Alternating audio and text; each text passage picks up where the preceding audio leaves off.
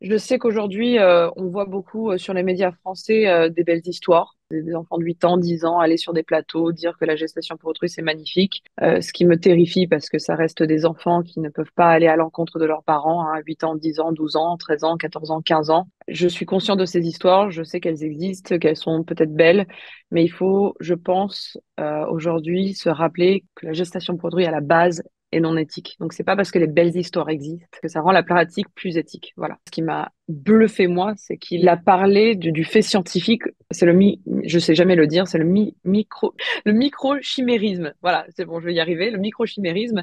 Donc, quand la mère porte un enfant, l'enfant va laisser une trace avec des cellules dans la mère. Et du coup, l'enfant va laisser une trace dans sa mère 30 ans après la naissance. Et il m'a ressorti ça dans la conversation, ce que j'ai trouvé incroyable, parce que du coup, il est resté extrêmement factuel, extrêmement scientifique sur la question, et il n'a pas du tout mêlé la religion à la gestation pour autrui et à cette lutte contre la gestation pour autrui. Et puis ensuite, il a sorti sa note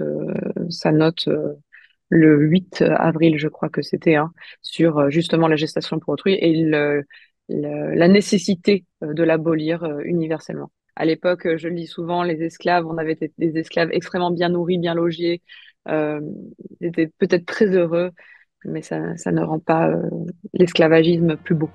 Oui, Et la gestation pour autrui, c'est pareil.